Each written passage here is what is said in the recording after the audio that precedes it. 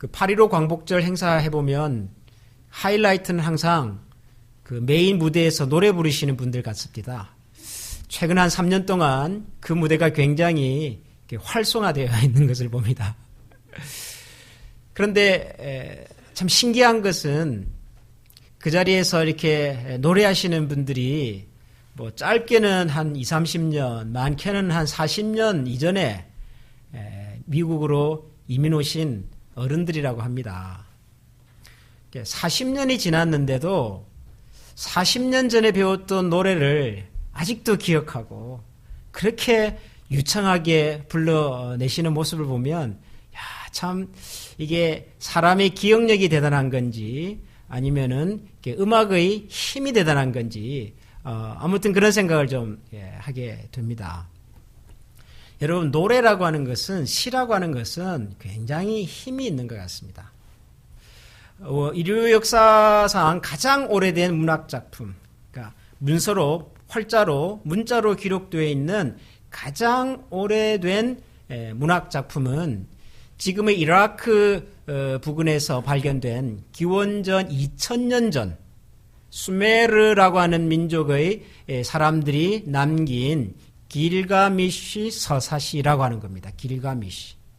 2000년 전, 기원전 2000년이니까 지금부터 따지면 4000년도 더 된 그런 작품이죠. 서사시입니다. 시, 노래입니다. 서양 역사에서도 가장 오래된 문학 작품은 일리아드, 오디세이아라고 하는 그리스의 작가 호메로스가 쓴 이것도 서사시입니다. 우리가 영화나 가끔 드라마나 이런 곳에서 자주 등장하는 그 트로이 목마 이런 아시죠? 예, 나무로 만든 목마 안에 사람들이 들어갔다가 그 성을 점령했다고 하는 바로 그 이야기가 등장하는 서사시입니다. 일리아드, 오디세이아. 이것도 시입니다. 시, 노래입니다. 대한민국 문학 역사상 가장 오래된 작품도 그것도 노래입니다.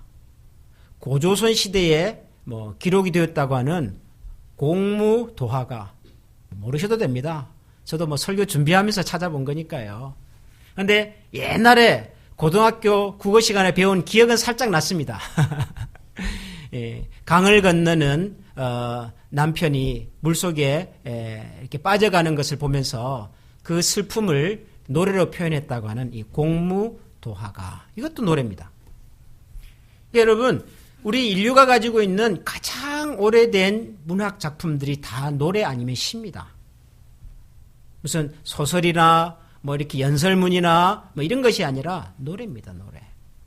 왜냐하면 이 노래는 우리 사람의 생각과 감정을 표현하고 전달하고 간직하는 데 있어서 가장 뛰어난 수단이기 때문에 그런 것 같습니다. 여러분들도 초등학교나 중학교 시절에 배웠던, 학교에서 배웠던 많은 것들을 아마 다 기억하지 못하실 겁니다만은 그 시절에 배웠던 노래 몇 개는 기억을 하실 겁니다. 초등학교 노래 음악 시간에 배웠던 산토끼 토끼야로부터 시작을 해서 나의 살던 고향은 꽃피는 산골, 이런 노래들은 여전히 우리의 기억 속에 남아 있습니다. 시, 노래라고 하는 것은 그만큼 우리 사람의 감정과 생각을 담아내고 표현하고 그리고 간직하고 전달하는데 탁월한 힘이 있기 때문입니다. 우리 성경에도 그래서 시가 많습니다. 노래가 많습니다. 우리가 알고 있는 성경들은 대부분 역사고 혹은 이야기들이고 하지만 사실 성경에는 수많은 노래와 수많은 시들이 있습니다. 그 중에서도 가장 대표적인 성경이 시편이라고 하는 성경이지요. 이스라엘 민족들이 오랫동안 불렀고 노래했고 또 하나님 앞에 기도했던 내용들을 다 모아서 만들어 놓은 일종의 노래집입니다. 노래집, 시편. 모두 150편의 시가 기록이 되어 있습니다. 그리고 이 시들의 대부분은 다윗이 기록을 했거나 혹은 솔로몬 시절에, 다윗 시절에 성전에서 예배하던 성가대 지휘자, 성전 음악을 봉사했던 사람들이 주로 만드는 노래들입니다. 시입니다. 기도입니다. 그런데 그 중에 아주 특별한 시가 하나 있습니다. 오늘 우리가 읽은 시편 90편입니다. 이 시편 90편이 독특한 이유는 우선 이 기록한 사람부터가 좀 다릅니다. 시편의 대부분은 다윗이 기록을 했습니다. 혹은 다윗 시절에 성전에서 봉사했던 사람들이 기록한 노래 기도문입니다. 그런데 오늘 우리가 읽은 이 시편 90편은 모세가 기록했습니다. 모세. 근데 모세가 기록했다는 거가 뭐 그렇게 특별한가? 물론 모세란 사람이 위대한 사람이고 모세라고 하는 분이 특별한 분이라서 그분이 쓴 시면 특별하다고 말할 수도 있겠습니다만은 이 시편 90편이 좀 특별한 이유는 좀 다르게 설명될 필요가 있습니다. 여러분, 모세와 다윗은 어느 정도 시간의 간격이 있을 것 같습니까? 우선 누가 형님이죠? 가끔 이런 거 여쭤보면은 잘 몰라 하시는 분들이 계시는 것 같더라고요. 모세하고 다윗하고 누가 형님입니까? 우리 오늘 그 유스그룹 친구들도 예배 같이 했는데 한번 물어봐야겠네요. 대표로 누가 한번 대답해 볼래요? 하빈이하고 하경이하고 현민이하고 가위바위보 해보세요. 자신이 없으세요? 그럼 우리 뒤에 세라하고 지희하고 가위바위보 해볼래요? 예, 세라가 이겼어요. 모세하고 다윗 중에 누가 더 올드맨일까요? 다윗? 예, 틀렸습니다. 예, 모세가 더 오래된 분이죠. 모세가 훨씬 오래된 분입니다. 몇 년 정도 오래됐냐 그러면은 한 500년 정도 오래됐습니다. 제가 왜 이 모세라고 하는 분이 다윗보다 500년 전에 살았다는 얘기를 굳이 하냐 그러면 이런 이유 때문입니다. 이 시편에 기록되어 있는 이 시들이, 노래들이, 기도문들이 대부분 다윗 왕이 통치할 그 시절에 만들어졌는데요. 그 시절에 만들어진 겁니다. 이 작품들이. 그런데 그로부터 500년 전에부터 만들어져서 사람들에게 계속 전달되고 그리고 노래가 불려지고 그리고 또 전해졌던 그런 시 중에 하나가 모세의 기도였다는 거예요. 다시 말하면 500년 동안 대부분의 다른 시와 대부분의 다른 기도문과 대부분의 다른 노래들은 사람들이 조금 부르고 사용하다 다 잃어버렸는데 이 모세의 기도는, 모세의 노래는 무려 500년 동안이나 그 많은 세월 동안 이스라엘 사람들에게 들려지고 노래가 되고 혹은 기도문으로서 사용이 되다가 이 다윗 시절에 기록이 됐단 말이죠. 여러분이 알고 있는 500년 전의 노래를 혹시 아십니까? 여러분이 대한민국의 역사나 혹은 미국의 역사 속에서, 미국은 뭐 500년 전에는 없었으니까요. 500년 전에 혹시 사용됐던 노래나 음악이나 이런 걸 혹시 기억하십니까? 500년이 아니라 우리는 50년 전의 것도 가물가물합니다. 동백꽃 아가씨 정도는 제가 기억을 합니다만은 500년을 여러분 사람들이 애송했다면 이유는 뭘까요? 그만큼 그 노래가 혹은 그 기도가 우리의 마음과 우리의 생각과 우리의 감정과 우리의 신앙을 잘 담아내기 때문이죠. 잘 담아내기 때문에.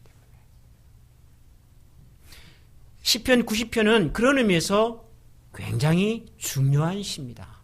시편 90편은 적어도 이스라엘 사람들에게 있어서만큼은 그들의 역사상, 문학 역사상 가장 오랫동안 사랑받았던 작품이고 가장 많은 사람들이 하나님 앞에서 고백했던 신앙의 고백입니다.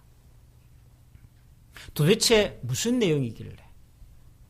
도대체 뭐라고 모세는 하나님 앞에서 노래하고 기도했길래 이스라엘 사람들이 500년 넘는 세월 동안, 아니고 그 이후로부터 지금까지도 수많은 사람들이 이 모세의 기도를 읽으면서 공감하고 또 자기 자신을 돌아보고 또 하나님을 주목하면서 살았을까요?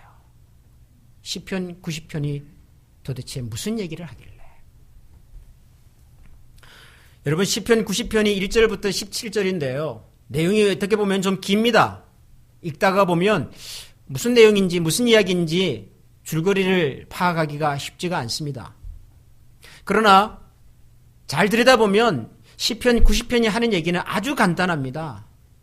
모세는 이 시편 90편에서 세 가지를 얘기합니다. 세 가지를. 첫 번째는 하나님은 위대하시다. 하나님은 위대하신 하나님이시다. 그 얘기를 합니다. 1절, 2절, 2절입니다. 여러분 1절, 2절 우리 같이 한번 읽어볼까요? 성경을 보시면서 시편 90편 1절과 2절을 다 같이 읽어보겠습니다. 주여, 주는 대대에 우리의 거처가 되셨나이다. 산이 생기기 전, 땅과 세계도 주께서 조성하시기 전, 곧 영원부터 영원까지 주는 하나님이시니다. 아멘. 하나님은 영원한 하나님이시다. 하나님은 산이 생기고 땅이 생기고 온 우주가 생기기 전부터 계셨으며 그 하나님은 지금도 계시며 앞으로도 하나님이 주신 모든 것이 사라진 그 이후에도 여전히 하나님으로 존재하시는 하나님은 위대하신 하나님입니다. 하나님은 대대에 우리의 거처가 되십니다. 다시 말하면 우리의 근본입니다. 우리 인생은, 우리 인간은, 그리고 우리 자신은 하나님으로부터 시작이 되었고 하나님에 의해서 만들어졌고 지금도 하나님을 위해서 살아가는 존재입니다. 우리 근본이 하나님 위에 서 있습니다. 모세는 이 얘기합니다. 하나님은 위대하십니다. 두 번째로 모세가 하는 얘기는 그에 비하면 우리 인간은 너무도 약하고 부족한 존재입니다. 우리 인생은 정말 하나님 앞에 서보면 보잘것없는 인생입니다. 이 얘기를 합니다. 3절, 4절, 5절 그 뒤에 나온 내용들이 다 그런 얘기들입니다. 3절을 보면 이러죠. 주께서 사람을 티끌로 돌아가게 하시고 말씀하시기를 너의 인생들은 돌아가라 하셨사오니 주의 목전에는 천년이 지나간 어제 같으며 밤의 한순간 같을 뿐입니다. 우리 인간이 얼마나 위대한 존재입니까? 우리 인간이 만들어놓은 이 사회와 문명을 한번 보십시오, 여러분. 얼마나 대단합니까? 인간이 만든 컴퓨터, 이제는 사람을 능가하려고 그러잖아요. 작년인가요? 우리 그 한국의 유명한 바둑 선수하고 그 컴퓨터가 바둑했잖아요. 이제는 인간의 지능을 넘어서는 그런 기계들이, 그런 발명품들이 아마 계속 나올 거라고요. 그런 인간도 하나님의 말씀 한마디면 티끌로 돌아갈 수밖에 없는, 우리가 무슨 문명을 건설하고 우리가 무슨 사회를 건설하고 우리가 무슨 세상을 바꾸는다 할지라도 하나님의 말씀 한마디면 인생은 티끌로 돌아갈 수밖에 없는,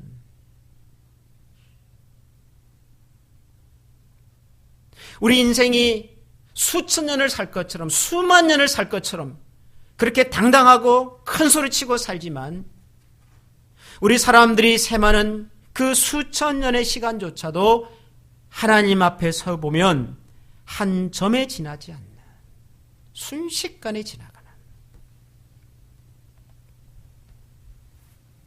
우리 인간이 하나님 앞에 서 보면 얼마나 작은 존재인지를 안다는 겁니다.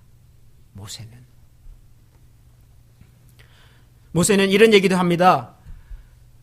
우리의 연수가 70이요 강건하면 80이라도 그 연수의 자랑은 수고와 슬픔뿐이요 신속히 가니 우리가 날아가나이다. 아마 시편 90편은 잘 몰라도 이 말씀은 아마 들어보신 분들이 많을 겁니다. 우리 인생의, 우리 인간의 수명이 60, 70 혹은 80이라고 하더라도 그 60, 70, 80의 인생이라고 하는 것이 순식간에 지나가고, 그리고 그 인생의 모든 수고와 자랑들도 돌이켜보면 슬픔과 고난의 연속이더라. 사실 모세는 그 당시 어른들 중에서는 굉장히 장수하신 분이십니다. 그러죠?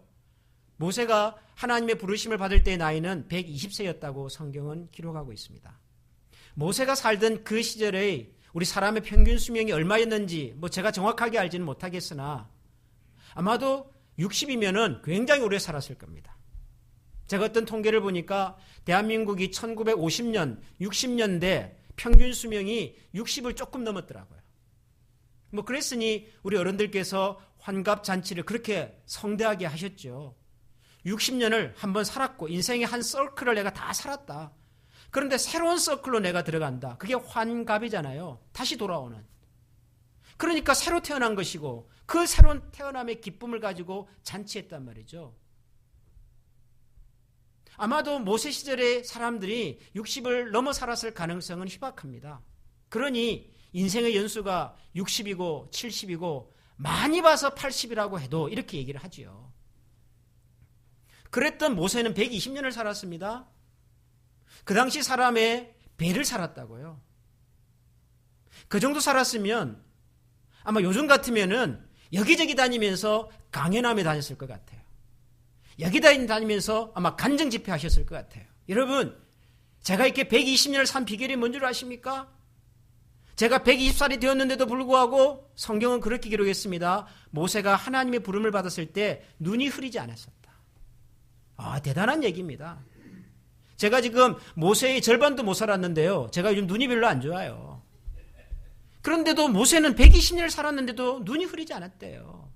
건강하게 살았다는 얘기입니다. 건강하게. 오래 산 것만이 아니라 건강하게 마지막 순간까지. 그리고 모세는 120살이 되었음에도 불구하고 뭔가를 더 할 수 있는 열정을 가지고 있었습니다. 에너지를 가지고 있었습니다. 패션이 있었습니다. 자기 앞에 요단강이 있었고 요단강을 건너가면은 하나님께서 약속하신 가나안 땅이 기다리고 있었다고요. 얼마나 벅찼겠습니까? 40년을 광야를 이스라엘 백성들과 함께 지내면서 드디어 요단강을 건너면은 가나안을 바라보는데요. 여러분, 모세가 나이가 많아서 지병이 있어서 그래 세상을 떠난 게 아니었습니다. 120년을 살았는데요. 건강하게 살았고 여전히 그 말씀을 뜨겁게 달아오르는 열정이 있었던 사람입니다. 그 정도 살았으면 60도 못 사는 인생들 앞에서 여러분 할 말이 얼마나 많았겠습니까? 여러분, 제가 어떻게 40년을 견딘지 아십니까? 제가 어떻게 120년을 건강하게 사는 줄 아십니까? 어떻게 제 마음에 뜨거운 열정이 있는 줄 아십니까? 아마 간증하면서 강연하면서 요즘 같으면 돈 꽤 벌었을 것 같아요. 모세 그렇게 사셨어요. 그런데도 모세는 자기가 살아온 인생을 자랑하지 않았습니다. 모세는 자기가 얼마나 위대한 사람이 있는지를 사람들 앞에 내세우지 않습니다. 오히려 우리 사람의 연수가 70이요 강건하면 80이라도 그 연수의 자랑은 수고와 슬픔뿐이고 신속히 날아가더라. 그래서 모세는 하나님 앞에서 이렇게 기도했습니다. 하나님, 우리로 하여금 우리의 날 계수함을 가르치사 지혜로운 마음을 얻게 하소서. 우리 날 계수함을 가르치사. 말이 좀 어렵죠? 여러분, 무슨 얘기 같습니까?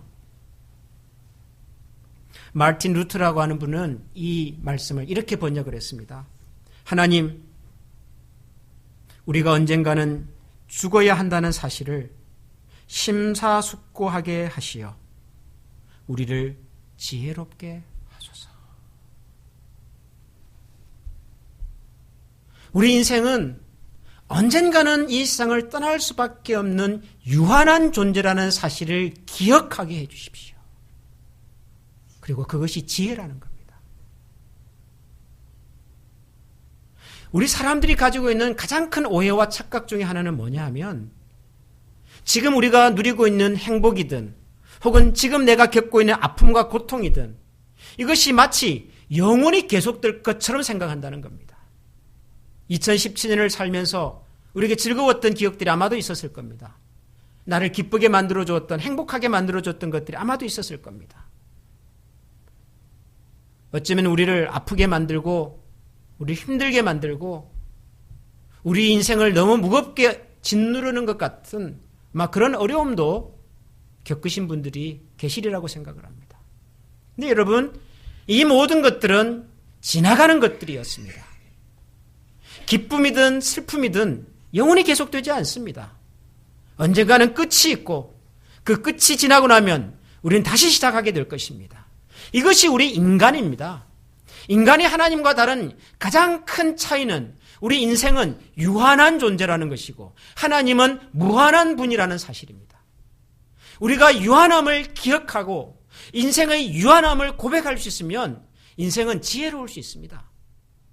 내가 가진 행복이 영원히 계속될 것이 아니라는 사실을 알면 나에게 주어진 행복 앞에서 어느 누구도 교만할 수 없습니다. 하나님의 말 한마디면 인생은 티끌이 될 수 있기 때문에 그 누가 감히 하나님 앞에서 내가 가진 것을, 내가 이룬 것을 자랑할 수 있습니까? 인간이 유한하다는 사실을 알면 우리에게 찾아온 고통과 슬픔 때문에 우리 인생을 포기하지 않습니다. 고통과 슬픔 뒤에 하나님의 새로운 시작이 우리를 기다리고 있기 때문에 우리 인생이 힘들어지고 우리 인생이 버거워지고 우리에게 원치 않는 고통과 인생의 짐들이 많아지는 이유 중에 하나는 우리가 유한한 존재라는 사실을, 우리 인생에 언젠가 하나님 앞에 서야 할 그 시간이 다가오고 있다는 사실을, 주신 분이 언젠가는 거두어 가실 수 있다는 사실을 우리가 자주 잊어버리기 때문입니다. 이런 짤막한 글을 읽었습니다. 한국의 무슨 광고에 나오는 광고 문구인가 봅니다. 그런데 그 내용이 아주 참 생각해보게 만드는 그런 문구였습니다. 내용이 이렇습니다. 100년도 못 살면서 1000년의 근심을 안고 사는 인생. 100년도 못 살면서 1000년의 부귀영화를 누릴 것처럼 욕심 부리는 인생. 100년도 못 살면서 이 세상의 모든 근심을 자기 스스로 안고 가는 인생. 여러분, 이 말이 전하려고 하는 메시지가 뭐겠습니까? 우리 인생은, 우리 사람은 유한한 존재라는 사실을 겸허하게 고백하자는 겁니다. 우리의 한계를 인정하면, 우리의 연약함을 인정하면, 우리의 부족함을 인정하면 여러분, 역설적으로 바로 그 자리에서 우리는 희망을 봅니다. 새로운 시작이 우리 가운데에서 열리는 것을 봅니다. 한 알의 밀알이 땅에 떨어져 죽으면 새로운 생명으로 등장을 하지요. 그러나 끝까지 죽지 않겠다고 고집하면 그냥 그렇게 썩어버리는 것이지요. 저는 2017년의 마지막 주일 예배를 준비하면서 우리 모두의 마음속에 이 두 가지가 있으면 좋겠다는 생각을 했습니다. 첫 번째는 하나님, 우리는 유한한 존재입니다. 우리는 보잘것없는 인생입니다. 우리가 이루었다고 생각하는 이 모든 것들이 하나님 앞에서는 한 점에 지나지 않고 한 티끌에 지나지 않습니다. 하나님, 저는 부족합니다. 하나님, 저는 연약한 인생입니다. 우리 모두가 이 사실을 하나님 앞에서 함께 고백할 수 있으면 좋겠다는 생각을 합니다. 우리가 얼마나 많은 것을 이루었든 하나님 앞에서는 정말 작은 것이라는 사실을 기억할 수 있으면 좋겠습니다. 또 하나 우리가 함께 고백하기를 원하는 것은 우리는 연약하지만 하나님은 여전히 위대하시다는 사실입니다. 하나님은 여전히 우리를 통하여 새로운 일과 새로운 계획을 가지고 계시다는 사실입니다. 2017년이 지납니다. 우리가 최선을 다했습니다. 여기까지 왔습니다. 그런데 그것이 끝이 아니라 우리는 하나님 안에서 또 새로운 시작을 염원하고 소망할 것입니다. 그러기 위해서라도 오늘 저와 여러분의 마음속에 우리 인생의 시간을 함께 셈해보고 하나님께서 저와 여러분들에게 허락해 주셨던 건강과 시간과 물질로 하나님의 거룩하신 뜻을 다시 한번 새롭게 이루어낼 수 있는 그런 다짐과 약속으로 하나님 앞에 설 수 있는 우리 모두가 될 수 있기를 주님의 이름으로 축원합니다. 한번 기도하겠습니다.